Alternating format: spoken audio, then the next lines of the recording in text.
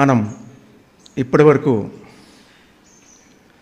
ధర్మం శరణం గచ్ఛామిలోని ధర్మం, సృష్టి ధర్మం, దేహధర్మం, స్వధర్మం గురించి తెలుసుకున్నాం. ఇక గృహస్థ ధర్మం గురించి తెలుసుకుందాం. సో ఇక్కడ మళ్ళీ మాకు గుర్తుండవు కదా, ఇదంతా ఎట్లా మేము రాసుకోలేదు అన్న ఆలోచన అక్కర్లేదు. మనకు కందుకూరి మాస్టర్ సాయికృష్ణ గారు తన SSY PMC ద్వారా ఇదంతా కూడా వీడియో రికార్డింగ్ చేశారు. SSY PMC అంటే శ్రీ సదానంద యోగి పిరమిడ్ మెడిటేషన్ ఛానల్ ద్వారా ఇదంతా రికార్డ్ చేయబడింది. సో వారికి ఒక్కసారి మనం ధన్యవాదాలు తెలుపుకుందాం. ఇప్పటి వరకు ఇంతవరకు చెప్పిన ధర్మాలన్నీ కూడా దాంట్లో రికార్డింగ్ అయ్యాయి. ఫస్ట్ 3 ధర్మాలు ఆడియో రికార్డింగ్ జరిగింది. సో ఈ స్వధర్మం నుంచి వీడియో రికార్డింగ్ జరుగుతోంది. సో ఎవరైనా సరే దాన్ని మళ్ళీ చూసుకొని వినండి, మీకు కావాలనుకుంటే, ఇష్టం అనుకుంటే. నెక్స్ట్ గృహస్థ ధర్మం. సో గృహస్థ ధర్మం అంటే కుటుంబ ధర్మం అని. చాలామందికి మేము కుటుంబం ఉన్నాం కదా, మాకు ధర్మం గురించి అంతా తెలుసులే అని అనుకుంటూ ఉంటాం. జనరల్గా ఏముంటుంది, భార్య భర్త, వాళ్ళ తల్లిదండ్రి లేదా అత్త మామ, పిల్లలు, వాళ్ళ పిల్లలు, దీంట్లో ఏం ధర్మాలు ఉంటాయి? ఎవరి పని వాళ్ళు చేస్తుంటారు కదా. దీంట్లో ఇంకా తెలుసుకోవడానికి, ధర్మం సపరేట్గా పాటించడానికి ఏమన్నా ఉందా అన్నది అనుకుంటుంది. అవునా అండి? సో ఈ ధర్మం అనేది ఏంటంటే, ఒకప్పుడు ఉమ్మడి జీవితాలు ఉండేది, బాగా ఉమ్మడి కుటుంబాలు ఉండేవి. అంటే 4 అన్నదమ్ములు ఉంటే వాళ్ళ పిల్లలు, వాళ్ళ పెళ్ళిళ్ళు అంతా అయినంతవరకు వాళ్ళే ఉండేవారు. కనీసం ఒక ఇంట్లో 40-50 మంది ఉండేవాళ్ళు. ఇప్పుడు అవన్నీ వెళ్ళిపోయినాయి, అంతే కదా. ఒకవేళ ఉన్నా కూడా అబ్బాయి తల్లిదండ్రులు ఉన్నారా లేదని ఫస్ట్ కనుక్కుంటారు, ఎంక్వైరీ చేస్తారు పెళ్ళికి ముందు. ఎందుకు? కష్టమని, చేయడానికి కష్టమని. సో ఈ భావాలన్నీ మారిపోవాలి. ఒకవేళ నువ్వు ఈ జన్మలో ఇది కష్టం అనుకుంటే మళ్ళీ జన్మలో అది అనుభవించాల్సిందే. ఆ కష్టం నుంచి బయటపడేంత వరకు ఈ జన్మలు అయితే తప్పవు. అందుకే ఈ జీవితంలో మన దగ్గరికి ఏదొస్తుందో వాటిని చక్కగా స్వీకరిస్తూ ఇష్టంగా చేస్తూ ఉంటే ఆ జన్మలో అది అయిపోతుంది. మళ్ళీ క్యారీ ఫార్వర్డ్ జరగదు మళ్ళీ జన్మకు. అదొకటి మనం అర్థం చేసుకోవాలి ఇక్కడ. సో ఇక్కడ గృహస్థ ధర్మంలో కలిసిమెలిసి జీవించడానికి తీసుకున్నాం జన్మను ఒకే ఇంట.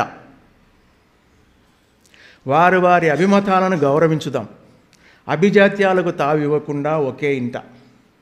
కష్ట సుఖాలను, కలిమిలేములను కలిసి అనుభవించుదాం ఒకే ఇంట. అన్నింటినీ ఒకే ఇంట ఆచరించడమే, అనుభవించడమే గృహస్థ ధర్మం. తల్లి, తండ్రి, భార్య, భర్త, అన్న, తమ్ముడు, అక్క, చెల్లెలు, ఇలా కొందరో లేదా ఇంకొందరో అందరూ కలిసి మెలిసి కాపురం చేస్తున్న నివాసాన్నే మనం ఇల్లు అంటున్నాం. అవునండి? ఇక్కడ ఇంట్లో పుర్రకో బుద్ధి, జిహ్వకో రుచి, మనిషికో ఇష్టం. అందరికీ ఒకే ఇష్టం ఉండదు కదా, అందరికీ ఒకే ఆలోచన ఉండదు కదా. కానీ తల్లి మాత్రం ఎవరికి ఏది కావాలో అది చేసి పెడుతుంది. అవునా? సో ఆ తల్లికి మనం వందనాలు చెప్తాం.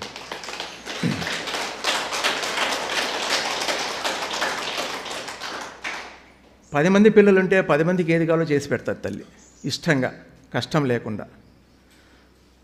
సో తల్లి ధర్మం అంత గొప్పది అక్కడ.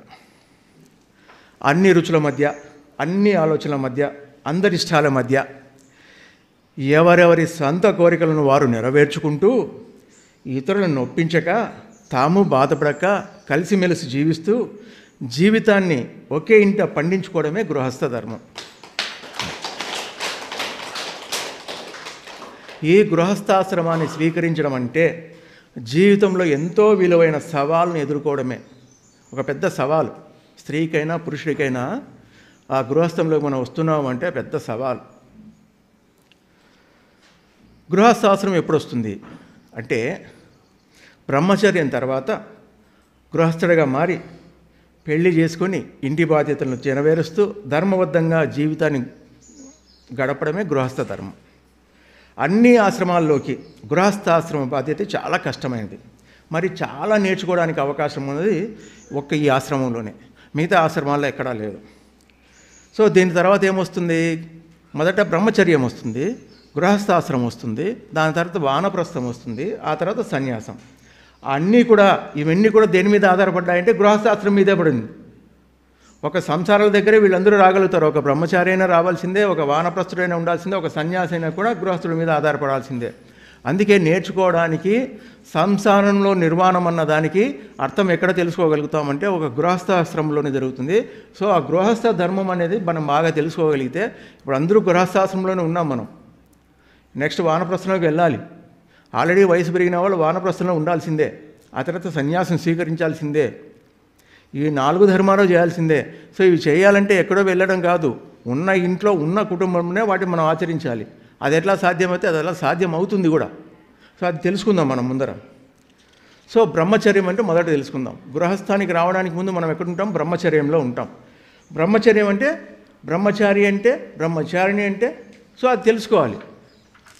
మామూలుగా బ్రహ్మచారి అంటే సామాన్య అర్థంలో ఏమంటాము? పెళ్లి కాని వాళ్ళంతా బ్రహ్మచారులు అంటాం, అవునా? అమ్మాయిలు కానీ అబ్బాయిలు కానీ పెళ్లి కాని వాళ్ళు బ్రహ్మచారి అంటాం. కానీ సో బ్రహ్మ అంటే సర్వం, జ్ఞానం అంటే ఆత్మజ్ఞానం, అంటే సృష్టి జ్ఞానం. చర్య అంటే చరిస్తూ ఉండడం, అంటే దానిలో లీనమవుతూ దాని గురించి తెలుసుకుంటూ ఉండడం, చరిస్తూ ఉండడం అంటే. సో ఎప్పుడైతే బ్రహ్మజ్ఞానంలో చరిస్తూ బ్రహ్మజ్ఞానంలోనే బ్రహ్మచారులు అవుతూ ఉంటాం. బ్రహ్మజ్ఞానం తెలుసుకున్న తర్వాతనే గృహస్థాశ్రమ స్వీకారానికి నిజమైన అర్హత వస్తుంది. అంతవరకు నిజమైన అర్హత లేదు మనకు. మనం ఆ విషయాలు పట్టించుకోవడం లేదు.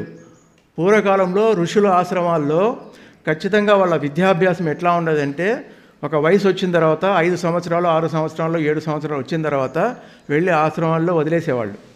వదిలేస్తే అప్పటి నుంచి ఒక జ్ఞానం వచ్చేంత వరకు కూడా, అంటే గృహస్థం తర్వాత వానప్రస్థం సన్యాసం అంతవరకు వాళ్ళకి కావాల్సిన జ్ఞానాన్ని అంతా బోధించి, వాడు ఒక విద్యావంతుడు అయిన తర్వాత వాడికి ఒక ఎగ్జామ్ పెట్టి, ఓకే ఇప్పుడు నీకు విద్యార్హత వచ్చింది, నువ్వు పాస్ అయ్యావు, ఇప్పుడు నువ్వు గృహస్థుడుగా నీ ధర్మాలు నువ్వు నిర్వర్తించు అని చెప్పి ఒక సర్టిఫికేట్ ఇచ్చి పంపించేవాళ్ళు. సో దాని తర్వాత వాడు చక్కగా వచ్చి ఏదో వృత్తిని స్వీకరించి ఆ తర్వాత గృహస్థం భార్యను పెళ్లి చేసుకొని భార్యాభర్తలుగా చక్కగా గృహస్థ ఆశ్రమ ధర్మాన్ని నిర్వర్తించేవాళ్ళు. ఇప్పుడు అవన్నీ ఏం లేదు, ఈ చదువులు మారిపోయినాయి. భౌతిక చదువులు వచ్చిన తర్వాత ఆధ్యాత్మిక చదువులు తెలియడంలే. కానీ ఆధ్యాత్మికంగా నువ్వు తెలుసుకుంటేనే భౌతికంగా బాగా ఉంటావు. నీ లోపల పునాది లేకుండా బయట ఎన్ని బిల్డింగ్లు కట్టినా కూడా చూడ్డానికి బాగుంటాయి, కానీ ఏ చిన్న భూకంపం వచ్చినా కూడా మొత్తం కూలిపోతుంది. ఏ చిన్న సమస్య వచ్చినా కూడా వాళ్ళు నిలదొక్కుకోలేరు. అందుకే ఏదైనా సరే మొక్కై మొంగనిది మానై వంగున అంటుంటారు పెద్దలు, అవునా? సో మొక్క చిన్న వయసులోనే వాళ్ళకి ఇవన్నీ నేర్పించాలి. అందుకే బ్రహ్మచర్యం అనేది చాలా ఇంపార్టెంట్. గృహస్థాశ్రమ ధర్మానికి బ్రహ్మచర్యం ఎంత బాగా నువ్వు గడపగలిగితే అది నీ గృహస్థ ధర్మంలో అంత సుఖంగా నువ్వు జీవించగలుగుతావు, అంత అద్భుతంగా జీవితాన్ని పండించుకోగలుగుతావు. సో ఎప్పుడైతే ఇది చేయలేదో మనము సంసారం దుఃఖసాగరం అనుకుంటూ ఉంటాం. సో సంసారం లేకుంటే సన్యాసం బాగుంటుంది అనుకుంటుంటాం. ఏది బాగుండదు.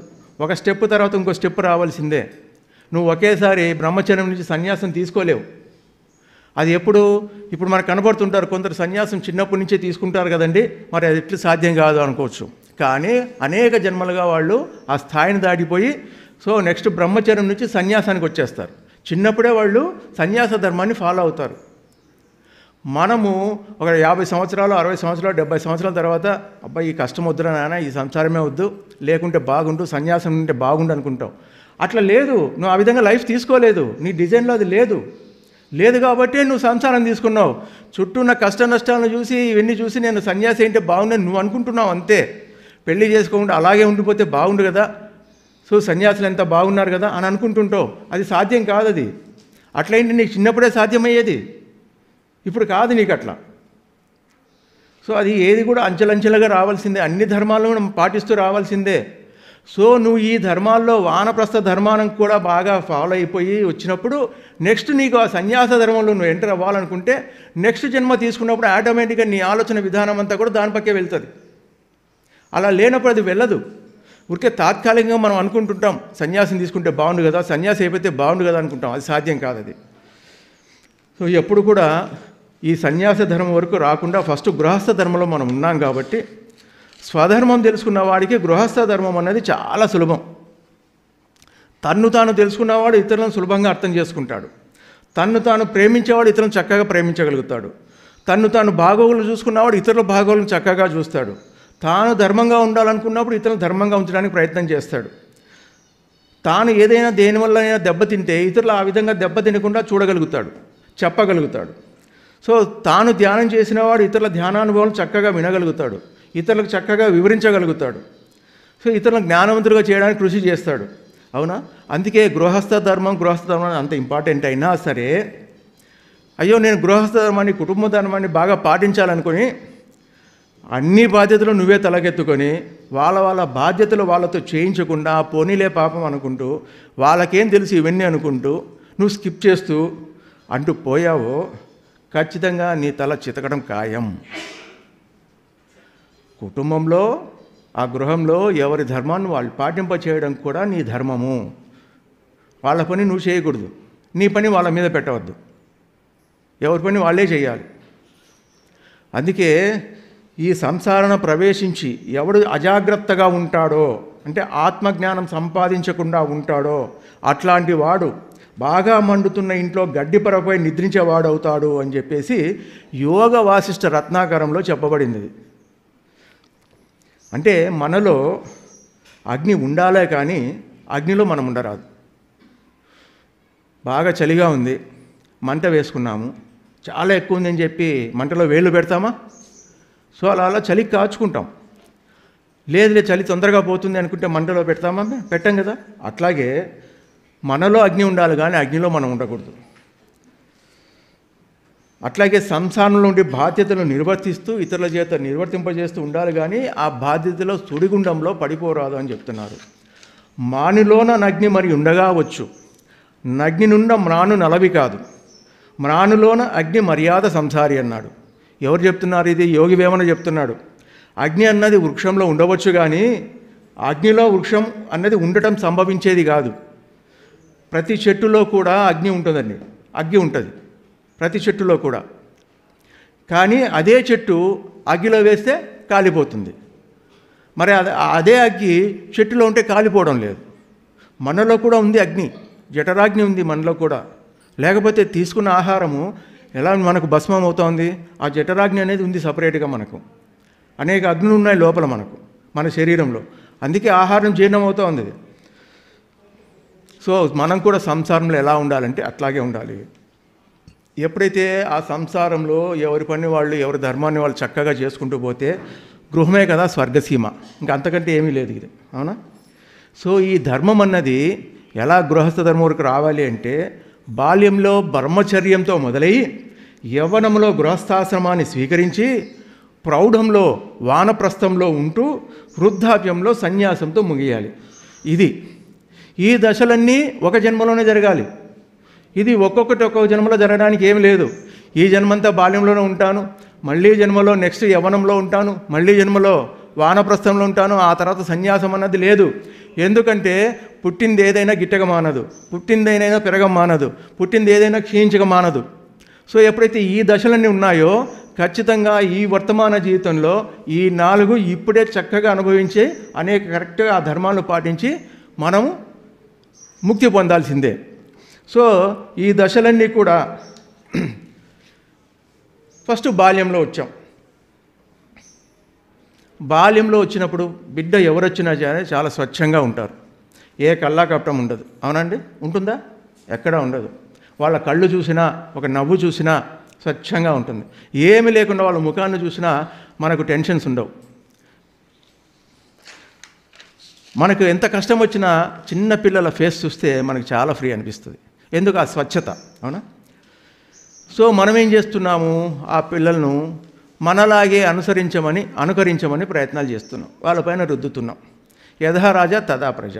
అంటే మనం ఏ విధంగా అయితే పెరిగామో మన పిల్లల్ని అదే పెంచడానికి, అదే విధంగా ఉంచడానికి ప్రయత్నాలు చేస్తున్నాం. ఒక రకంగా బలవంతం కూడా చేస్తుంటాం, ఇట్లా చేయి అట్లా చేయి అని చెప్పేసి. అవునా? సో జెరాక్స్ కాపీలు తయారు చేస్తున్నాం.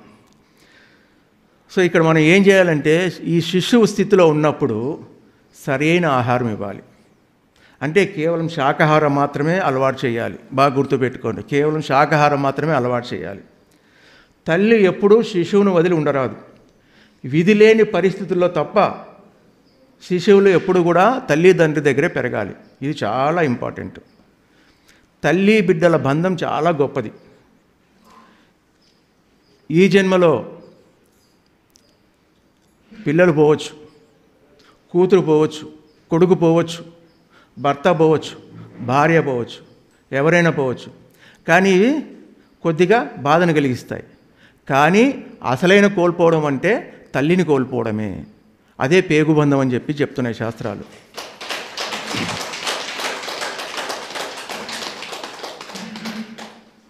ఎంత అటాచ్మెంట్ ఉంటుందంటే తల్లి బిడ్డకు, ఎందుకంటే తన పేగు ద్వారా వస్తోంది కాబట్టి బిడ్డ చచ్చేంత వరకు కూడా ఆ లింక్ ఉంటుంది. ఇన్విజిబుల్ మనకు ఆ లింకు. వాడు ఎప్పుడైనా సరే ఎక్కడ దెబ్బతిన్నా ఏం బాధ అనిపించినా అమ్మ అంటాడు, కానీ నాన్న అంటాడండి. సో ఎందుకు జరుగుతోంది అది అంటే దీనికి ఒక చిన్న ఎగ్జాంపుల్ చెప్తాను మీకు. ఒక తల్లి బిడ్డను ఇంట్లో ఆయాకు అప్పచెప్పి, చిన్న బిడ్డ, ఒక 6 నెలల బిడ్డ, ఒక పార్టీకి వెళ్ళాల్సి వచ్చింది. తప్పనిసరిగా వెళ్ళాల్సిన పార్టీ అది. ఆయాకు అప్పచెప్పేసి నువ్వు జాగ్రత్తగా చూస్తుండు అన్ని ఇన్స్ట్రక్షన్స్ ఇచ్చేసి భార్యాభర్తలు వెంటనే కారులో బయలుదేరారు. జస్ట్ అట్లా అటెండ్ అయ్యి వచ్చేస్తాము, ఒక 10 నిమిషాల్లో, ఒక అరగంటలో అనుకున్నారు. సో ఆమె అక్కడికి వెళ్ళింది.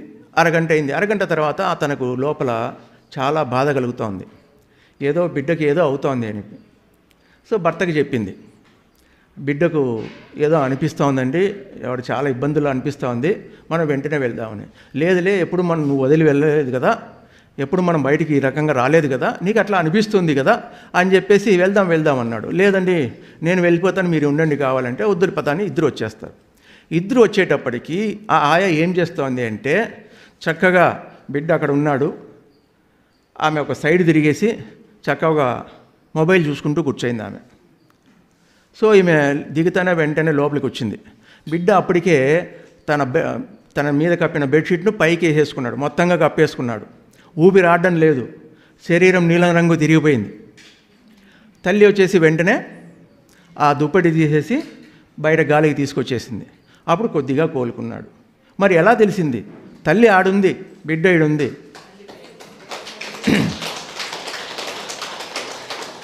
అంటే తనకు తెలియకనే బిడ్డ కూడా తల్లికి సందేశం పంపుతూ ఉంటాడు.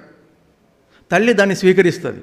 మరి తండ్రికి రాలేదు అది, ఆ లింక్ తండ్రికి రాలా, తల్లికే వచ్చింది.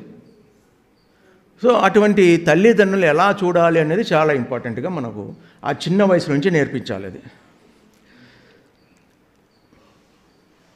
బ్రహ్మజ్ఞానంతో పాటు మనకు లోక విద్యలు కూడా నేర్పించాలి, ప్రారంభం చేయాలి.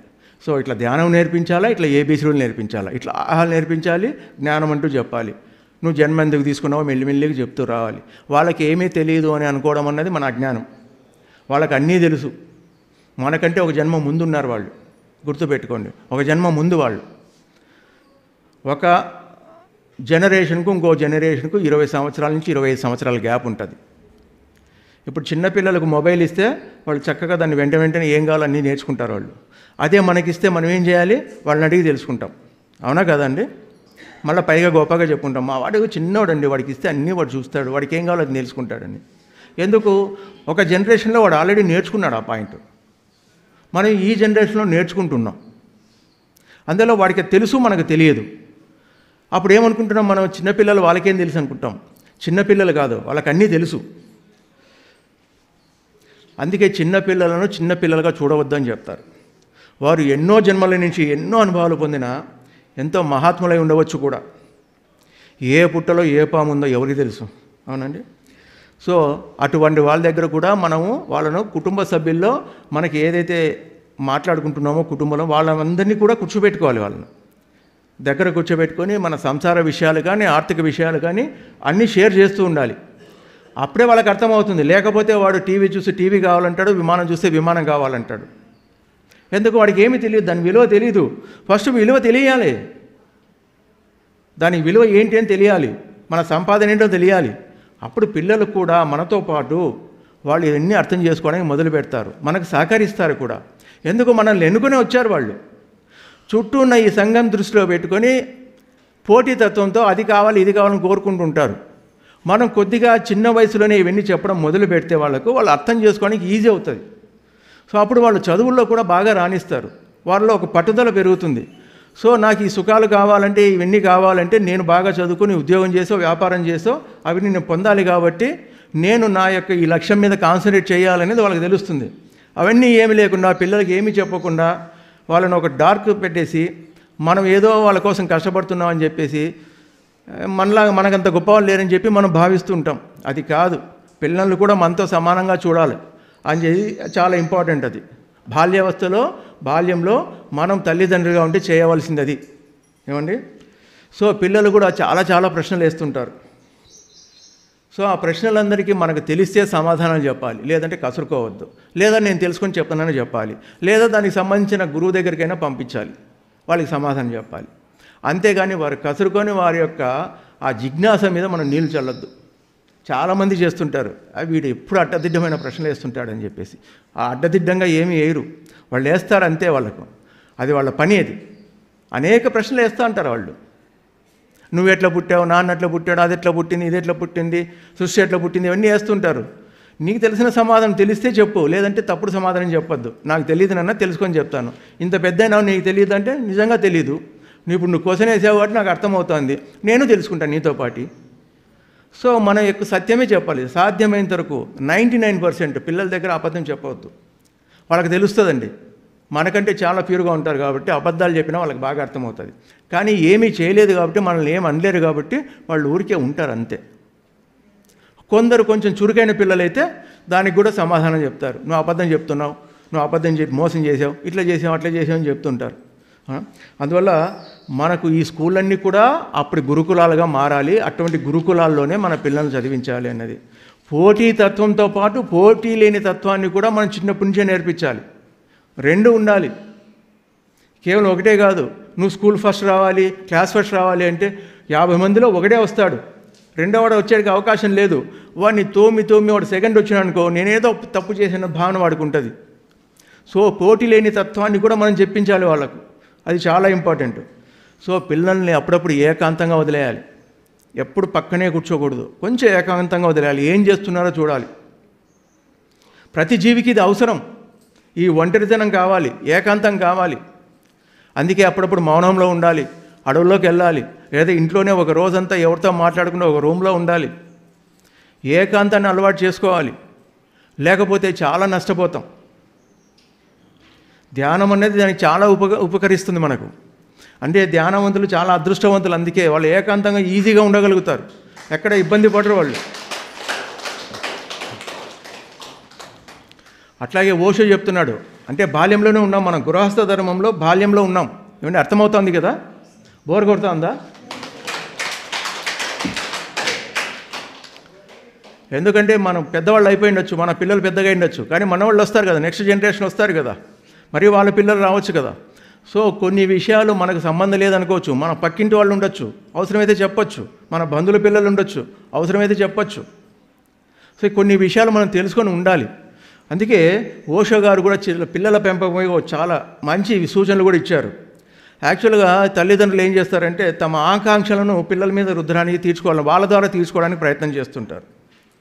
వాళ్ళని ఉపయోగించుకుంటాను. అర్థంగా నేను డిగ్రీ పాస్ కాలేదు, నువ్వన్నా డిగ్రీ పాస్, నేను డాక్టర్ కాలేదు, నువ్వన్నా డాక్టర్గా, నేను ఉద్యోగస్తుని కాలేకపోయినా నువ్వన్నా ఉద్యోగస్తునికిరా, ఇట్లా వాళ్ళ ఆలోచనలన్నీ కూడా పిల్లల ద్వారా తీసుకోవాలనుకుంటుంటారు. అది కాదు. నిజంగా వాడు అదే ఆలోచనలో ఉంటే, నీ యొక్క ఆలోచన వాడి ఆలోచన అదే ఉంటే ఓకే. అట్లా కాని పక్షంలో వాడి యొక్క ఆలోచన విధానం ఏంటి, వాడు ఈ జన్మ ఎందుకోసం తీసుకున్నాడు, దాన్ని ఫస్ట్ అర్థం చేసుకొని వాడికి దేని మీద ఇంట్రెస్ట్ ఉంది దాన్ని అర్థం చేసుకుని దాన్ని తగ్గట్టుగా మనం ఇవ్వాలి. లేదంటే మన ఆలోచన అంతా వాళ్ళ మీద రుద్దకూడదు. సో ఒక మర యంత్రాలుగా తయారు చేసేస్తున్నాం. చాలామంది తల్లిదండ్రులు కూడా అదే భావిస్తున్నారు, మా పిల్లోడు మేము ఏం చెప్తే అది వింటాడండి, మేము గీసిన గీత దాటాడంటాం. ఇది కొంతవరకు బాగానే ఉంటుంది. ఆ తర్వాత ప్రతిదానికి డాడీ మమ్మీ ఇప్పుడు ఏం చేయాలి, పెళ్ళి చేసుకున్నాక ఏం చేయాలి మమ్మీ, ఏం చేయాలి డాడీ అని అడుగుతాడు. ఎందుకు? నువ్వేం చెప్పలేదు, చిన్నప్పటి నుంచి నువ్వు లైన్ గీసేసేవాడికి, వాడు లైన్ దాటడు, లక్ష్మణ రేఖ దాటడు. అది కూడా చెప్పింటావు, లక్ష్మణ రేఖ దాటితే సీతగతి ఏమైందని చెప్పింటావు, భయపడి పెట్టింటావు. ఎందుకు? నీ కంట్రోల్లో ఉండాలని చెప్పేసి. స్వేచ్ఛ అనేది వాడికి తెలీదు, సొంతంగా ఆలోచించే విధానం తెలీదు, ఒక రోబో మాదిరి తయారు చేస్తారు. పోనీ అలా కాదు, కొంచెం స్వేచ్ఛనిచ్చామనుకో, సో పిల్లలు కూడా ఎట్లా ఉంటారు అంటే కొంత స్వేచ్ఛనిచ్చేస్తే దాన్ని దుర్వినియోగం చేసే పరిస్థితి ఉంటుంది. కొందరు సద్వినియోగం చేసుకునే వాళ్ళు ఉంటారు. కొంత మనం స్వేచ్ఛనిచ్చి చూడాలి వాళ్ళ ఆలోచన ఏంటి, ఎట్లా ఉంది, వాడు సొంతంగా ఆలోచిస్తున్నాడా, ఎట్లా ఆలోచిస్తున్నాడు, వాడికి ఒక 4 పదాలు చెప్పి నువ్వు దీనివల్ల ఏం మాట్లాడతావో మాట్లాడు, ఏం చెప్తావో చెప్పు అని అడగాలి. డ్రాయింగ్ పుస్తకం ఇవ్వాలి, ఎట్లా గీస్తావో గీయని చెప్పాలి. లేదు నువ్వే అన్నీ నేర్పిస్తావు, పెన్సిల్ పట్టుకొని వాడిని చేయి పట్టుకొని ఇలా చేయాలి, ఈ అన్నీ నువ్వే నేర్పిస్తావు చేయి పట్టుకొని. ఒకసారి చూపించు, ఒక్కసారి దిద్దిచ్చు, ఆ తర్వాత వాడు ఎట్లా దిద్దితే అట్లా కానీ కొంచెం స్వేచ్ఛనియ్యి. వాడు బుడిబుడి అడుగులేస్తున్నాడు, కింద పడతాడు, అయ్యో వాడు కింద పడతాడని వాడిని నడవనీయకుండా చేస్తే జీవితం అంతా నడవకుండా ఉండిపోతాడు. సో ఆ స్వేచ్ఛని ఇవ్వాలి. చిన్నప్పుడు ఇచ్చిన ఆ స్వేచ్ఛ పెద్దగా అవుతున్న కొద్దీ మనం ఎందుకు ఇవ్వలేకపోతున్నాం అనేది ఆలోచన చేయాలి.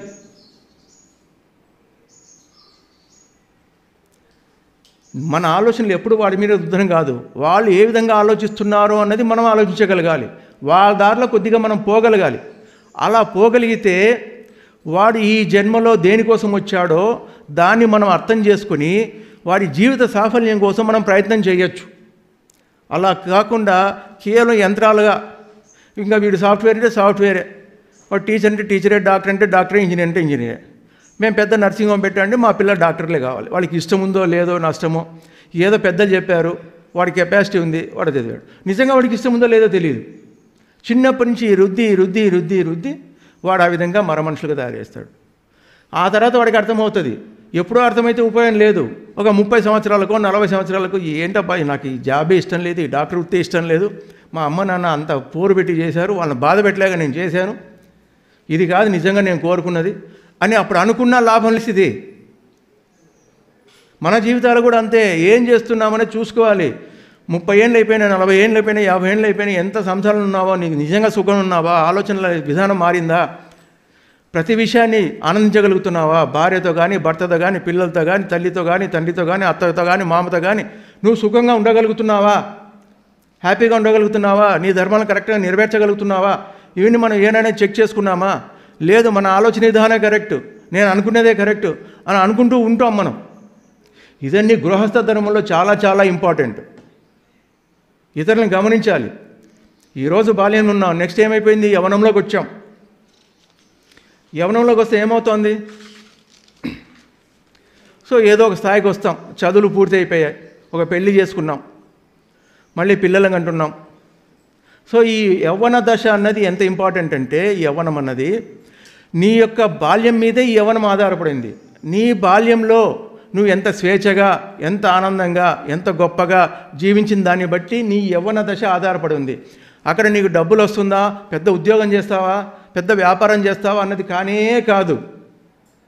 నువ్వు ఉన్నదాంతో చాలా హ్యాపీగా ఉండగలుగుతున్నావా, ఒక్క సినిమా చూసినా, నెలకొక్క సినిమా చూసినా చాలా హ్యాపీగా ఉన్నావా, అది కూడా చూడలేకపోతే బాగున్నావా లేదా, నీకు స్కూటరే కావాలా, సైకిల్ ఉంటే చాలదా, సైకిల్ కూడా లేదా, నడక బాగుందా లేదా, నడకలో నువ్వు ఆనందిస్తున్నావా లేదా, ఏది ఉంటే దాంతో నువ్వు హ్యాపీగా ఉండగలుగుతున్నావు అంటే ఈ ప్రపంచంలో నీకంటే గొప్పవాడు ఎవడు లేడు ఇంకా.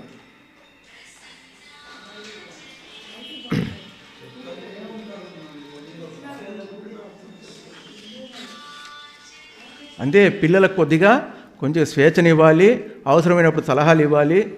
లేదు ఒకవేళ స్వేచ్ఛనిచ్చినప్పుడు వాళ్ళు విశృంఖలంగా దాన్ని దుర్వినియోగం చేసుకున్నారు అనుకోండి, అప్పుడు నీకు భవిష్యత్తు ఎలా ఉంటుంది నీ అనుభవం ద్వారా లేదా ఇతరుల అనుభవాల ద్వారా, నువ్వు ఈ మార్గంలో పోతున్నావు, దీనివల్ల నీ మార్గం ఇట్లా ఉంటుంది, సో నీ యొక్క ఫలం ఇట్లా వస్తుంది అని మనం కొద్దిగా మన అనుభవపూర్వకంగా వాళ్ళకి చెప్పగలగాలి. ఆ తర్వాత వాడు అది వినకుండా మన దగ్గర నటన చేస్తూ బయట వెళ్ళిన తర్వాత వాడి ఇష్టానుసారం ఉన్నాడు అనుకో, అది వారి కర్మ. బయట ఏం చేస్తున్నాడో నీకు తెలీదు. ఇప్పుడు చాలా చోట్ల సంబంధాలు వస్తాయి చాలామందికి. అబ్బాయి మన దగ్గర చదవడం లేదు, అమ్మాయి మన దగ్గర చదవడం లేదు, అబ్బాయి ఎక్కడో ఉద్యోగం చేస్తుంటాడు, అమ్మాయి ఎక్కడో ఉద్యోగం చేస్తుంటాడు, సంబంధాలు వస్తాయి, ఎంక్వైరీ చేస్తాం మనం అబ్బాయి ఎట్లాంటి వాడు అనేది.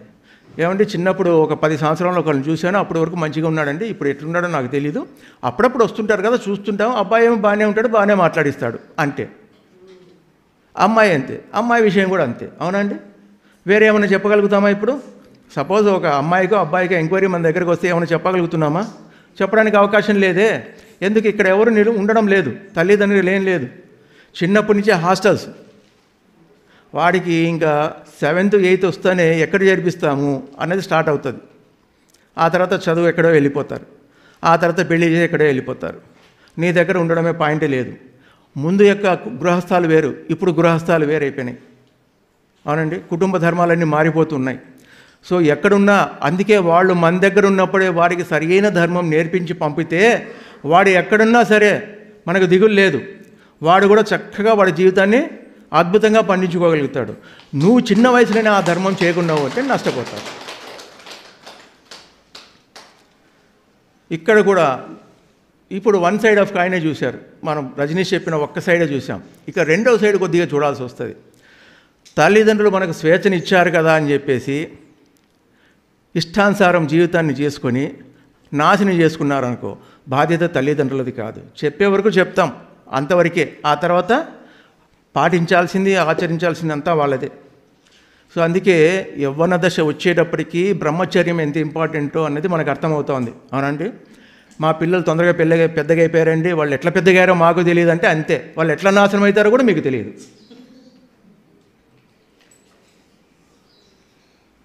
సో పిల్లల పెంపకం అన్నది చాలా బాధ్యతతో కూడుకున్నది.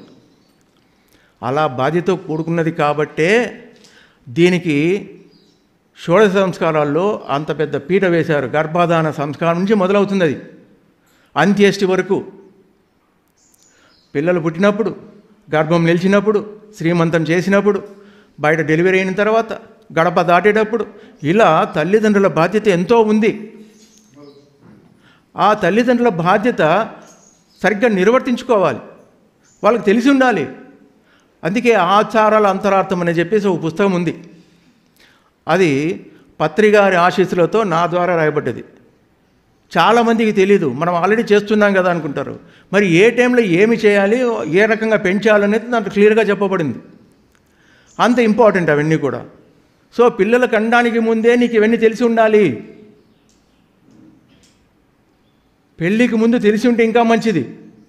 గర్భధాన సంస్కారంలోనే తెలిసిపోతుంది నీకు ఎటువంటి పిల్లలు పుట్టాలి, నువ్వు ఎటువంటి వాళ్ళని కోరుకుంటున్నావు అనేది నీ మీద ఆధారపడితే అటువంటి వాడు పైనుంచి కిందికి దిగుతాడు.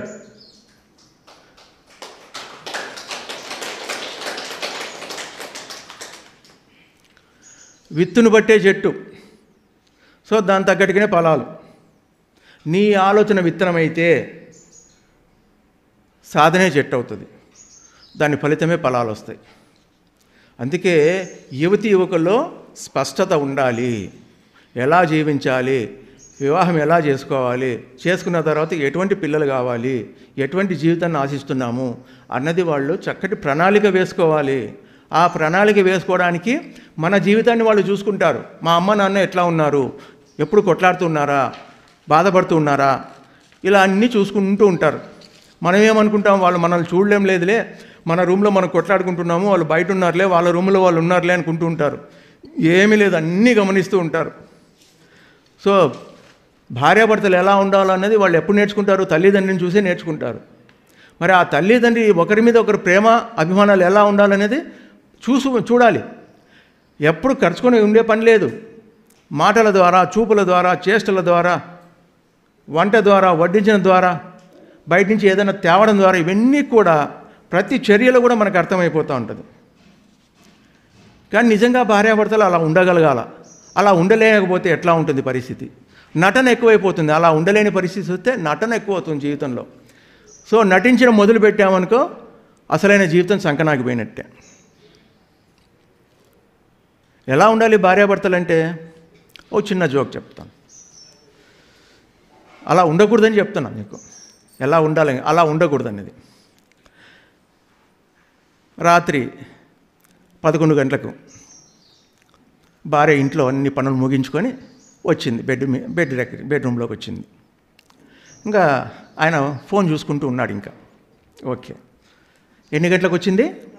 11 గంటలకు వచ్చింది పాపం, పని అంతా చేసుకొని. అప్పుడు భార్య సంభాషణ మొదలుపెట్టింది. ఏమండి, బాహుబలి సినిమాలో హీరోయిన్లు ఎవరండి అనింది. పాపం భర్త సినిమాలు చూశారు కాబట్టి అనుష్క, తమన్నా అని చెప్పాడు. మీ అందరూ చూశారండి బాహుబలి?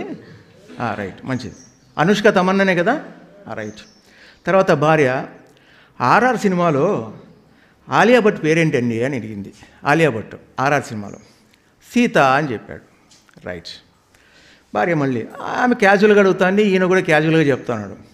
మన ఎదురుగా ఉన్న ప్లాట్లోకి దిగిన రాగిని వచ్చి ఎంతకాలం అయిందండి అని అడిగింది.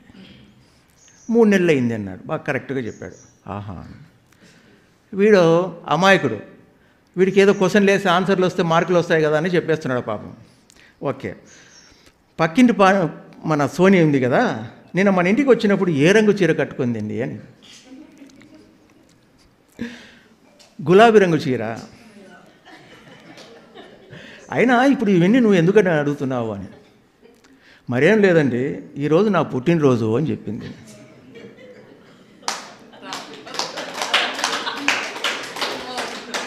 అంటే వీడికి చుట్టుపక్కల అన్నీ గుర్తున్నాయి, సినిమాలు గుర్తున్నాయి, అన్నీ గుర్తున్నాయి, భార్య పుట్టినరోజు గుర్తులేదు. ఇదెక్కడి దాంపత్య జీవితం కదా. సో తెలుసుకో ఉండాలి కదా భార్యాభర్తలు ఏంటి, ఆమె పుట్టినరోజు ఎప్పుడు వస్తుంది, మినిమం పెళ్లి రోజు ఎప్పుడు వస్తుంది అన్నదా మినిమం ఉండాలి కదా నాలెడ్జ్. ప్రేమ ఉన్నప్పుడు అవన్నీ గుర్తుండాలి కదా. అదేదో చాలామంది గొప్పగా అవన్నీ నాకేం తెలియదప్ప, ఆమె గుర్తు చేస్తే ఆ రోజు కావాలంటే చీరనో హోటల్లో పోతామంటారు. అదే దాంపత్య జీవితం అంటే. ఆమెకి ఏది ఇష్టము, ఆ దినం ఏంటి అని నువ్వు గుర్తు పెట్టుకోలేకపోతే నీదేం దాంపత్యము? అవునా కదా. ఏదో ముందు కాలంలో అయితే చాలామంది ఉండేవాళ్ళు, సంసారం పెద్దది కాబట్టి వాళ్ళకి ఎంతసేపు నా సంసారాన్ని ఎలా పైకి తీసుకురావాలని ఒక ఆలోచన తప్ప ఉండేది. ఇప్పుడు ఏముంది, ఇద్దరు వాళ్ళకు ఒక ఇద్దరు, లేదంటే ఒక్కరు, మొత్తం ముగ్గురికి వాళ్ళ బర్త్డేలు తెలియవా, మ్యారేజ్ డే తెలియదా? సో ఇది జీవితమా? ఇది దాంపత్య జీవితమా? నువ్వు మరి గృహస్థ ధర్మంలో నువ్వు ఏం పాటిస్తావు ఇంకా? సో అలాంటి గృహస్థంలో ఉండకూడదు, అలాంటి ఆ ధర్మాన్ని కాదు, అలాంటి దాంపత్య జీవితం కాదు. సో ఎవరైనా సరే తెలివైన భార్య అలాగే అడుగుతుంది, అవునా? తెలివిలేని భర్త అలాగే సమాధానం చెప్తాడు. అదే ఆమె ఎందుకు అడిగింది రాత్రి 11 గంటలకు? ఇంకా అప్పుడు వాడు ఏం చేయడానికి లేదు, అబద్ధం చెప్పడానికి లేదు. అదే సాయంత్రం అడిగింది అనుకో, వాడు ఏదో ఫోన్ల ద్వారా అవి చెప్పి ఒక కేక్ తెప్పించి ఒక హోటల్లో 2 చైర్లు బుక్ చేసి రెడీ హంగామా చేయొచ్చు, అవకాశం ఉంది, నీకు సర్ప్రైజ్ ఇద్దామని అని చెప్పే అవకాశం ఉంది. రాత్రి 11 గంటలకు క్వశ్చన్ అండ్ ఆన్సర్స్ పెడితే వాడికి ఏం ఛాన్స్ ఉంది ఇంకా కదా. సో మనిషిని సరైన టైంలో సరైన దెబ్బ కొట్టడం కూడా అది చాలా ఇంపార్టెంట్, వాడికి తెలియాలి.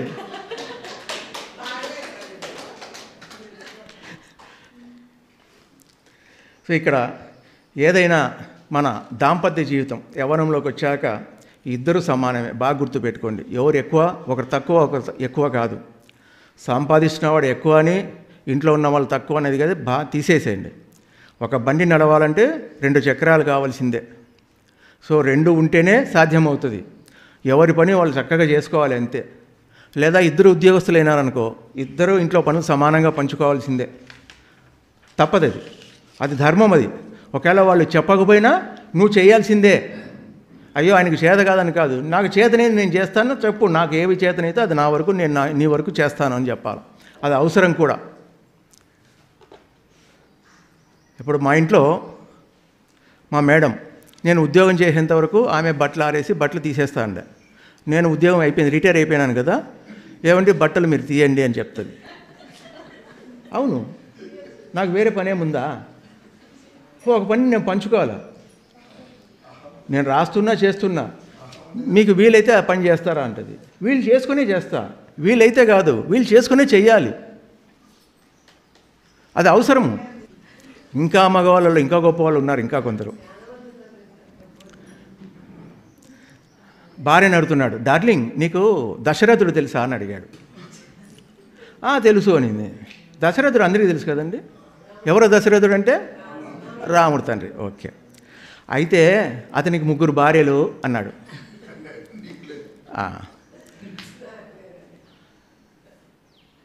అయితే నేను కూడా 2 పెళ్ళిళ్ళు చేసుకోవచ్చు అన్నాడు.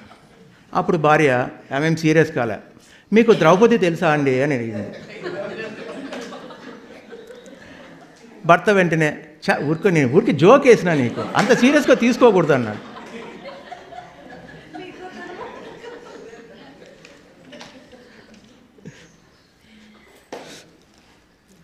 అందుకే ఎవరైనా సరే కుటుంబ బాధ్యతను 2 చక్రాల్లాగా ఎవరికి ఏది చేతనైతే అది చేస్తూ ఉండాల్సిందే. ఇది తక్కువ, ఇది ఎక్కువ అనే కాదు. సో వంట వీలైతే వంట కూడా చేయాలి. వంట చేయడం కాకపోతే వంటకు కావాల్సిన సహకారం అందిస్తూ ఉండాలి. సో ఇదంతా కూడా చాలా చాలా ఇంపార్టెంట్ గృహస్థ ధర్మంలో. అట్లాగే గృహస్థ ధర్మంలో అతిథిని గౌరవించడం కూడా చాలా ఇంపార్టెంట్. వచ్చినవాడు కంసుడైనా సరే కృష్ణుడైనా సరే వాళ్ళని గౌరవించే తీరాల్సిందే. ఏమండి, అది చాలా ఇంపార్టెంట్. అట్లాగే వాళ్ళ దాంపత్య జీవితంలో ఎప్పుడు ప్రశాంతంగా ఉన్నప్పుడే శృంగారం కావాలి. టెన్షన్లో ఉన్నప్పుడు వాటితో ఈ దాంపత్య సుఖాన్ని అనుభవించడానికి ప్రయత్నం వద్దు. ఇద్దరు ప్రశాంతమైన మనసులు ఉండాల్సిందే. ఈ గృహస్థ ధర్మంలో చాలా చాలా ఇంపార్టెంట్. ఎందుకు అంటే నీ ప్రశాంతత మీదే వచ్చే జీవి ఆధారపడి ఉంటుంది. ఇదంతా కూడా గర్భధారణ సంస్కారంలో చాలా క్లియర్గా చెప్పబడింది. షోడశ సంస్కారాలని మన ఋషులు అనేక రకాలుగా పరిశోధనలు చేసి మనకు అందించారు ఈ 16 సంస్కారాలు అన్నది. ఓకే, మనం ఏ స్థితిలో ఉన్నాము, యవ్వనంలో ఉన్నప్పుడు మన దాంపత్య జీవితంలో అత్తగారు ఉంటారు, మామగారు ఉంటారు. సో మనం కూడా అత్తగారుగా మామగారుగా మారిపోతాం. సో అప్పుడు మన బిహేవియర్ ఎలా ఉండాలి, ఎలా వాళ్ళని చూసుకోవాలి అనేది చాలా ఇంపార్టెంట్గా తెలుసుకోవాల్సిందే. ఇవన్నీ కూడా గృహస్థ ధర్మంలో ఇవి. మనం ఎంత ఆదర్శంగా ఉంటామో మన పిల్లలు మనల్ని ఫాలో అవుతారు, వాళ్ళు ఆదర్శవంతులు అవుతారు.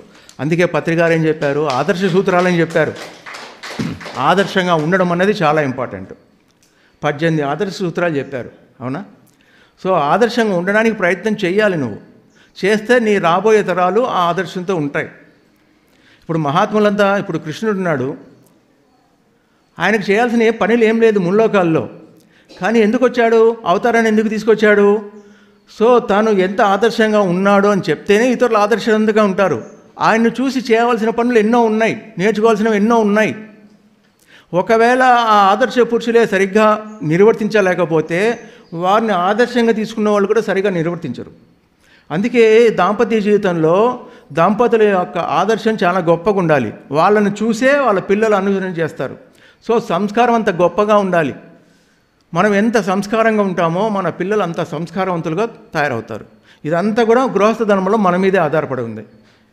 సో ఆ తర్వాత వానప్రస్థం అంటే దీని తర్వాత నువ్వు చక్కగా దాంపత్య జీవితం అంతా అయిపోయిన తర్వాత, అంటే నీకు పెళ్ళిళ్ళు చేసిన తర్వాత, పిల్లల పెళ్ళి చేసిన తర్వాత ఇక వానప్రస్థం రావాలి. ఎప్పుడు రావాలి? నీకు మనవడో మనవరాలో పుట్టినప్పుడు ఇంకా వాళ్లకు నీ యొక్క కుటుంబ వ్యవహారాల్లో నువ్వు తగ్గించడం మొదలుపెట్టాలి. ఇంకా లాస్ట్ వరకు చారు మీద సరిపెట్టావా, పాలు పొంగుతున్నాయేమో చూడు, అన్నం సరిగ్గా దించినావా లేదా, వాళ్ళకి అది ఇచ్చావా, ఇది ఇచ్చావా, ఇవన్నీ వదిలేసేయి. అన్నీ వదిలేయాలి. నీకు చేతనైందా ఎంత సహాయం చేయాలో అంత సహాయం చేయి. చేయలేకపోతే అమ్మ నా చేత కాదు, నువ్వే చేయి తల్లి, నువ్వేం చేస్తే అది ఓకే. లేదా చేతనైందా నా ముందర అది పెట్టు, నేను తరిగిస్తా.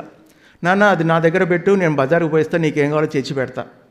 సో ఇలా మీకు ఏది చేతనైతే అది చేస్తూ ఇంటి విషయాల్లో తల దూర్చకుండా, అనవసరపు సలహాలు ఇవ్వకుండా, వాళ్ళ పిల్లలకంటే మనవాళ్ళకు మనవరాలకు కావాల్సినంతగా స్వేచ్ఛనిస్తూ, మంచి మాటలు చెప్తూ, మంచి కథలు చెప్తూ మన ధర్మాన్ని వానప్రస్థంలో నిర్వర్తించాలి.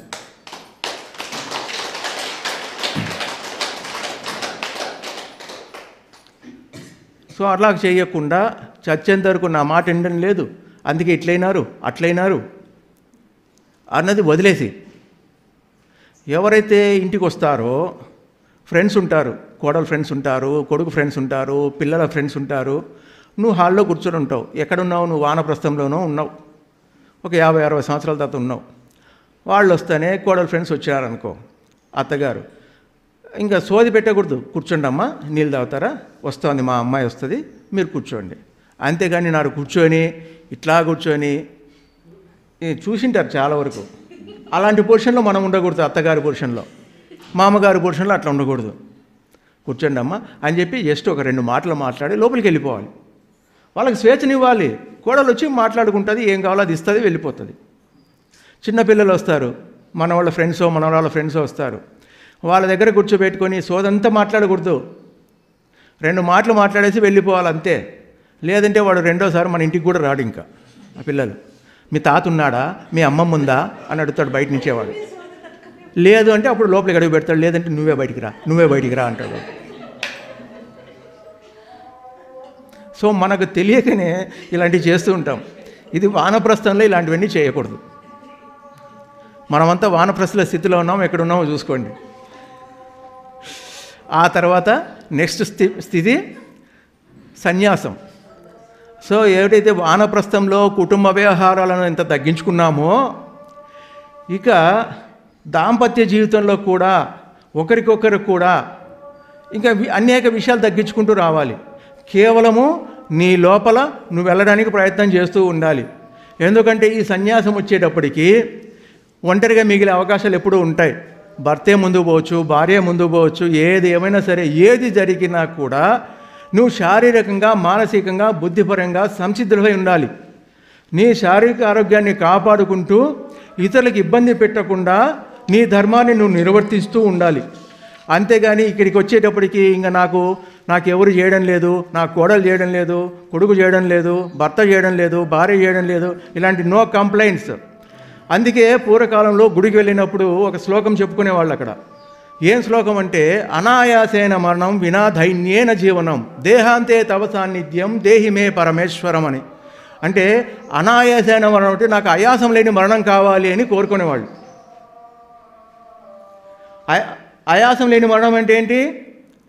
సుఖంగా, ఆరోగ్యంగా, హాయిగా కాఫీ తాగి కప్పు కింద పెట్టే లోపల హాయిగా చనిపోవాలి. పడుకున్నవాడు పడుకున్నట్టే పైకి లేచి వెళ్ళిపోవాలి. మంచం మీద పడుకోకూడదు, అంటే రోగంతో పడుకోకూడదు. ఇది అనాయాసేన మరణం. అంటే నువ్వు చచ్చేంత వరకు నీ ఆరోగ్యాన్ని నువ్వే కాపాడుకోవాలి. నీకు నువ్వు కోరుకోవడం అక్కడ, నీ యొక్క లక్ష్యాన్ని ప్రతిరోజు ఆ దేవుడి దగ్గరికి వెళ్ళి నిర్ణయించుకోవడం. దేవుడు నీకు ఇస్తాడా? నువ్వు ఇంత మాంసం తిని రోజు ప్రొద్దున మధ్యాహ్నం రాత్రి దిగి నాకు రోగం రాకూడదంటే రాకుండా ఎక్కడ ఉంటుంది?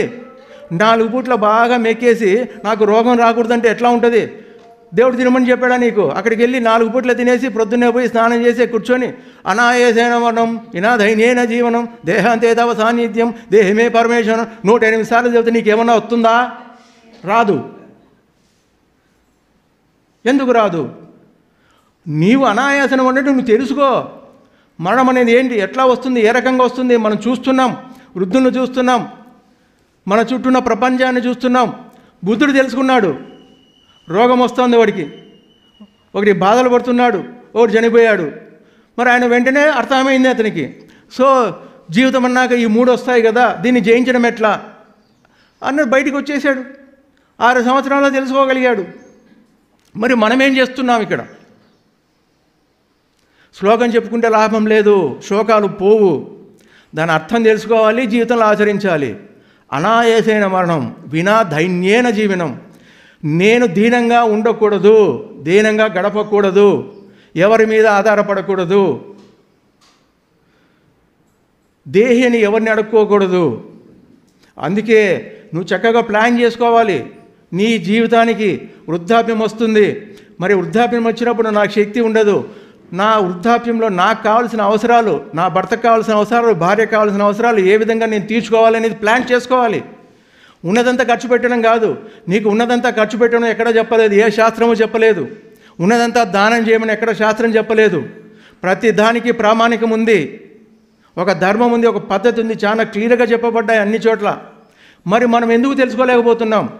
అందుకే బాల్యం నుంచి తెలియజెప్పబడలేదు. మన తల్లిదండ్రి చెప్పలేదు, గురువులు చెప్పడానికి సిద్ధమున్నా మనం ఎప్పుడు పోలేదు, మనకు టైం లేదంటాం. ఒకటే పరుగు, ధైన్యేన జీవితం. అటువంటి జీవితం నాకు వద్దు, అటువంటి దేహాన్ని అనిపించుకునే వద్దు. దేహాంతే తవ సాన్నిధ్యం. ఈ దేహం అంతమయ్యే లోపల నీ సాన్నిధ్యంలో నేను ఉండాలి. అంటే నిరంతరం నీ ఆలోచనలో ఉండాలి. దేవుడు అనేవాడు ఎక్కడున్నాడు? మన లోపల ఉన్నాడు. సో నేను ఎప్పుడు నిరంతరం నా లోపల నేను ఉండాలి. దేహి మే పరమేశ్వరం. నేను అంతకంటే ఏమి కోరను. నా పిల్లలకి ఇది కావాలి, అది కావాలి, 2 ఇండ్లు కావాలి, అమ్మాయికి పెళ్ళి కావాలి, అబ్బాయికి పెళ్ళి కావాలి, పిల్లలు పుట్టాలి, ఇవన్నీ నేనేం కోరను. పరమేశ్వరాన్ని ఇవన్నీ ఏమి కోరడం లేదు. నీ సాన్నిధ్యంలో నిన్ను తలుచుకుంటూ అనాయాసన మరణము, ఎవరి మీద ఆధారపడకుండా నేను చనిపోవాలి అన్నది ఇంపార్టెంట్. అది జన్మకు అర్థం, అప్పుడు తెలుస్తుంది మనకు. సో అటువంటి స్థితిలో మనం ఎప్పుడు ఉండకూడదు, దేహి అన్న స్థితిలో ఉండకూడదు. అందువల్ల చక్కగా దేహాన్ని చూసుకోవాలి, ఆరోగ్యాన్ని చూసుకోవాలి, మనసును ప్రశాంతంగా పెట్టుకోవాలి, బుద్ధిని సునిశ్చితం చేసుకుంటూ ఉండాలి, జ్ఞానాన్ని సంపాదిస్తూ అవసరమైన చోట అవసరమైన వారికి నీ సహాయాన్ని అందిస్తూ అవసరమైనప్పుడు ఇతరులతో సహాయం తీసుకుంటూ ఆ రుణాన్ని పెట్టుకోకుండా ఎప్పటికప్పుడు నువ్వు ముందుకు పోతుండాలి, ఈ జన్మను సార్థకం చేసుకోవాలి అన్నది.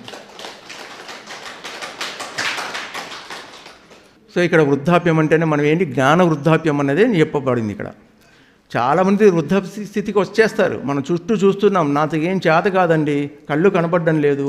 సో ఇవన్నీ వస్తాయి, ఎందుకంటే ప్రతిదీ కూడా మన కర్మానుసారంగా కర్మ ఫలితాలుగా అనుభవించడానికి వస్తూ ఉంటాయి.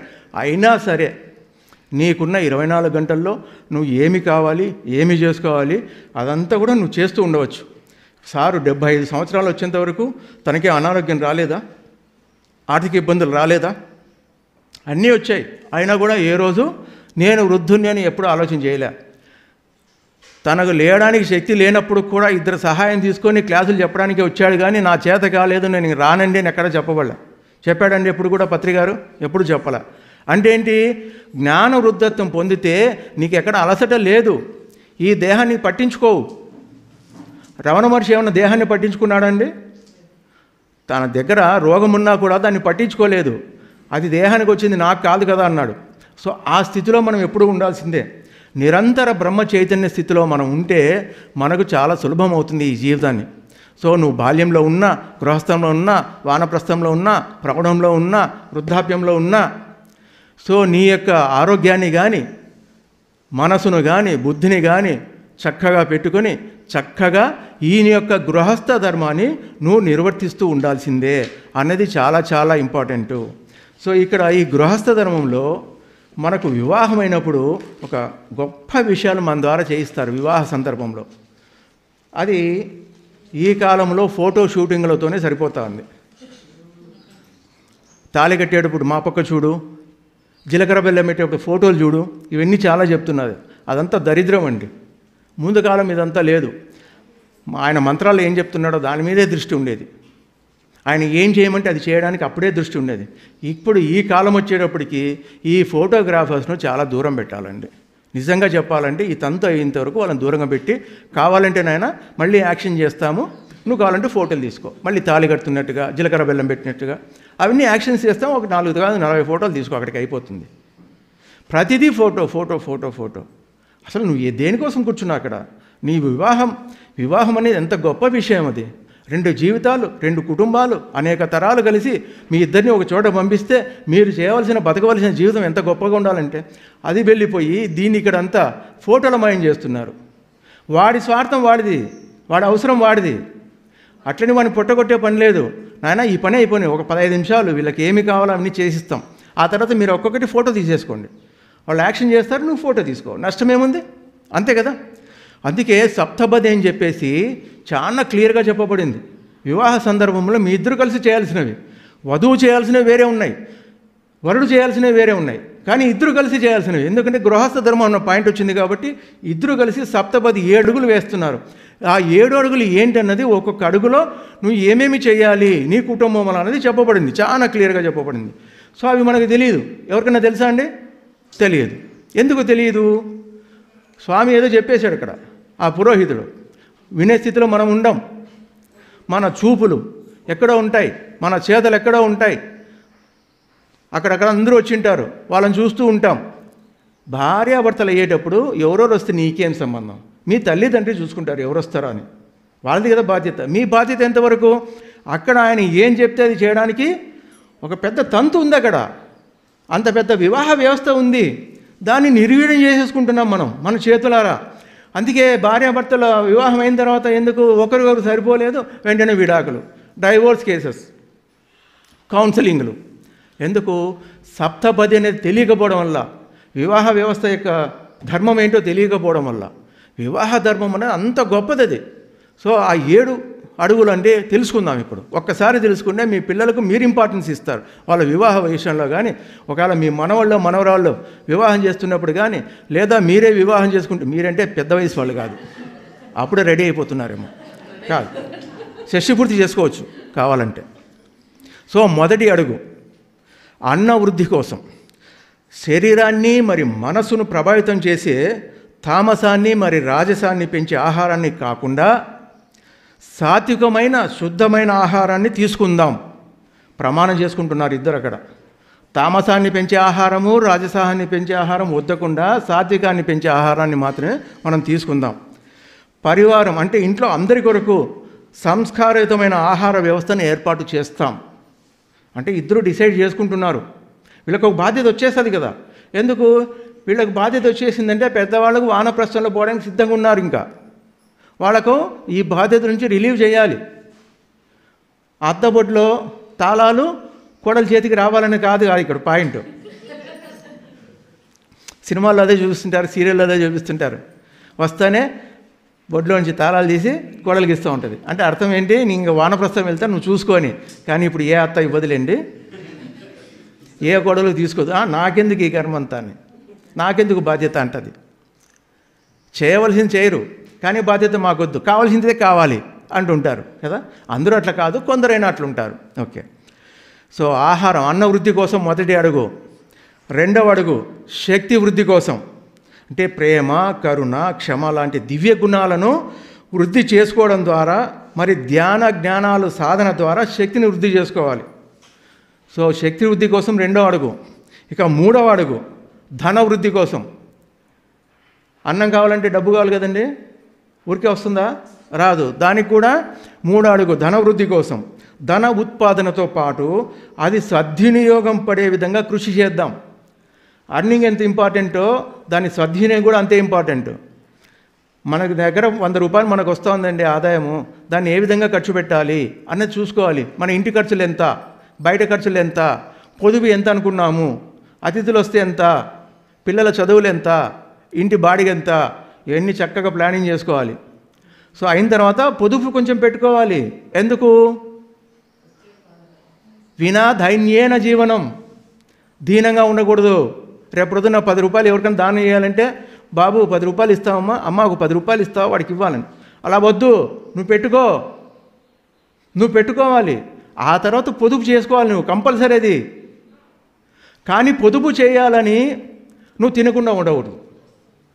ఈరోజు అర్నింగ్ చేసి మనం అనుభవించాలి, పొదుపు చేయాలి, రెండు ఉండాల్సిందే జీవితంలో. ఏ ఒక్కటి చేస్తే కూడా మళ్ళీ నష్టపోతావు. ఉన్నదంతా జల్సా చేసావనుకో వృద్ధాప్యం నష్టపోతావు. పూర్తిగా ఇప్పుడు పొదుపు చేసావనుకో జీవితం వ్యర్థమైపోతుంది. అవునా? అర్థమవుతుంది కదా డిఫరెన్స్? అది.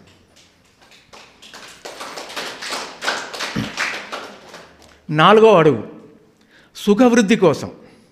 కేవలం మన సుఖాన్నే ధ్యేయంగా ఉంచుకోకుండా మన సుఖంతో పాటు మన పరివారానికి కూడా సుఖాన్ని ఇచ్చే పనులు చేయాలి.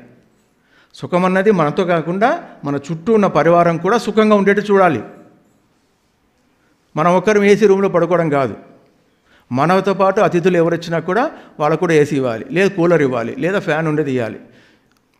మనతో పాటు వాళ్ళ సుఖం ఉండాలి.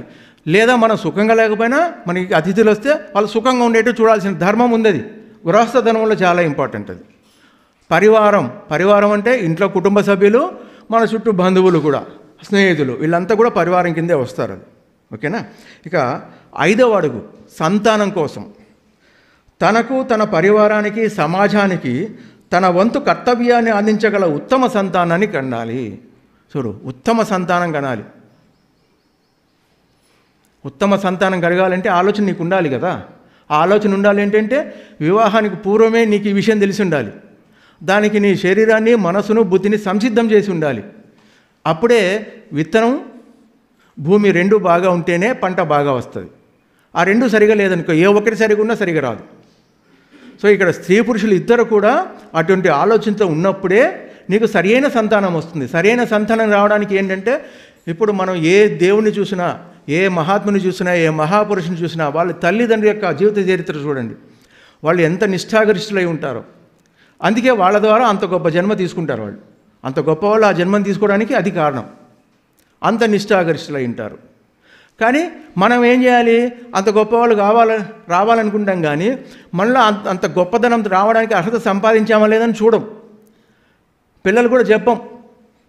పెళ్లి చేసిన వెంటనే ఏదో కాయో పండో మా చేతిలో పెట్టండి తప్ప అంటారు. అంతే, కాయో పండో పెడతారు. ఆ తర్వాత వాళ్ళు మిమ్మల్ని కోసుకొని తింటారు. ఆ కాయ పండు పెద్దయి వీళ్ళని కోసుకొని తింటారు. ఎందుకు? సత్సంతానం కాదు కాబట్టి. అంటే అన్ని విషయాల్లో అన్ని రకాలుగా ఇట్లాగే ఉంటుందని కాదు, కానీ మనకు అవకాశం ఉన్నప్పుడు, మన చేతుల్లో ఉన్న పని ఉన్నప్పుడు మనం ఎందుకు చేసుకోకూడదు? అది వివాహంలోనే చెప్పేశారు ఖచ్చితంగా. ఇక 6వ అడుగు, ఋతు అనుకూల వ్యవహారాల కోసం యవ్వనంలో ఉన్నప్పుడు శక్తి ఉంటుంది కనుక అనుకున్న కార్యాలను నెరవేర్చడానికి, ఆనందంగా ఉండడానికి కావలసిన ఆరోగ్యాన్ని, తద్వారా ఆయువును సాధిద్దాం అని ఇద్దరు నిర్ణయం చేసుకోవాలి. యవ్వనంలో ఉన్నప్పుడే అది నిర్ణయం చేసుకుంటే నీ యవ్వన కాలం పొడిగించబడుతుంది, ఆరోగ్యం అనేది నిరంతరంగా ఉంటుంది, నీ ఆయువు కూడా పొడిగించబడుతుంది. సో అనాయాసన మరణం నీకు లభిస్తుంది అని. సో 7వ అడుగు, స్నేహవృద్ధి కోసం. సో ది హయ్యెస్ట్, స్నేహం అనేది హయ్యెస్ట్. ఇంకా ఇరువురం శుద్ధ భావనలు కలిగి పరస్పరం సహకరించుకుంటూ మంచి మిత్రులుగా వ్యవహరిద్దాం. ఇంట్లో ఏవో చిన్న చిన్న మాటలు వస్తుంటాయి, పెద్ద మాటలు వస్తుంటాయి, అవి వస్తుంటాయి. ఓకే, ఫ్రెండే కదా కానీలే, ఆ స్నేహం ఉండాలి. సార్ అంటే అన్నీలే ఏమవుతుంది? సో మళ్ళీ వచ్చి కలుస్తాం. అందుకే భార్యాభర్తల్లో ఎవరైనా సరే భార్య కోపగించుకుంటే భర్త 2 నిమిషాలు మౌనంగా ఉండాలి. అంటే పొమ్మని కాదు, భర్త కోపగించుకుంటే భార్య 2 నిమిషాలు మౌనంగా ఉండాలి. జస్ట్ ఆ 2 నిమిషాలు మౌనం చాలు, వెంటనే రిలీజ్ అవ్వడానికి. ఆ తర్వాత మళ్ళీ నువ్వు ఇట్లన్నావు అట్లన్నావు అట్లా అనకుండా ఉండాల్సింది కదా అంటే అంతా అర్థమవుతుంది, అడ్జస్ట్మెంట్ అయిపోతుంది ఇక. సో మాటకు మాట పెరగకుండా ఉండడానికే మనం చేయాల్సింది. సో ఫ్రెండ్షిప్లో ఒక ఫ్రెండ్ ఏదో అంటాడు అనుకో, వెంటనే వాడికి ఏం కోపగించుకోడు, అన్ని లేరా ఫ్రెండే కదా అంటాం. మరి భార్య దగ్గరకు వచ్చేలకు, భర్త దగ్గరకు వచ్చేలకు, అత్త దగ్గరకు వచ్చేలకు, ఆడబిడ్డ దగ్గరకు వచ్చేలకు నన్ను అంత మాట అంది, అసలు చూపు ఎట్లుంది తెలుసా అని చెప్పేసి ఇట్లా చూస్తారు. నీకు అన్ని అర్థాలు కనపడతాయి చూపులో, సరిపోనప్పుడు అట్లా కనపడుతుంది. అదే స్నేహం ఉందనుకో, మా ఆడబిడ్డ ఉంది చూడు, వస్తేనే ఎంత బాగా మాట్లాడిస్తుందో, అన్ని విశేషాలు చెప్తుంది, మమ్మల్ని రమ్మంటే ప్రతిసారి మేమే పోలేకపోతున్నాం అని ఇలా. సో ప్రతి ఒక్కరితో అసలైంది స్నేహమే మనం చేయాల్సింది. పత్రికారితో ఒకసారి సంభాషణ జరిగినప్పుడు మదన స్మృతులు అనే ఒక వీడియో క్యాసెట్ రిలీజ్ చేసాం. ఆ జనరల్గా జరుగుతుంది. సో సార్తో నాతో ఆ డిస్కషన్ జరిగేటప్పుడు సారు ఒక టాపిక్ ఏదో తీసుకొచ్చారు. నువ్వు నా మిత్రుడు అయ్యా అన్నాడు సారు. అంతేనా సార్ అన్న. అంతకంటే గొప్పది ఏదైనా చెప్పు, అది నువ్వే అన్నాడు. అంతకంటే గొప్పది ఏమీ లేదు ఇంకా స్నేహధర్మంలో, మిత్రత్వం అంత గొప్పది. సో ఇదంతా కూడా మన గృహస్థంలో ఎలా ఉండాలి, పిల్లల్ని ఎలా పెంచాలి, యవ్వనంలో వచ్చినప్పటికి ఎట్లా ఉండాలి, వానప్రస్థం వచ్చినప్పటికి ఎలా ఉండాలి, వృద్ధాప్యం వచ్చినప్పటికి ఎలా ఉండాలి, ఇదంతా కూడా మన గృహస్థ ధర్మంలో మనం పాటించాల్సిన ధర్మం. అవునా? సో గృహస్థులంతా కూడా మనం ఎక్కడ ఉంటాము? ఒక సంఘంలో ఉంటాం. అవునండి? మరి సంఘంలో ఉన్నప్పుడు సంఘధర్మం అనేది ఒకటి ఉందా లేదా? సంఘంలో మనం ఉన్నాము, మనం సంఘంలో ఉన్నాం. మనం ఒక్కరే అన్ని పనులు చేసుకుంటామా? లేదు కదా. సో ఆ సంఘంలో ఉన్నప్పుడు సంఘధర్మం అంటే ఏంటని మనం తెలుసుకోవాల్సి వస్తుంది. దాన్ని మళ్ళీ మనం ఇంకొకసారి కలిసినప్పుడు మాట్లాడుకుందాం.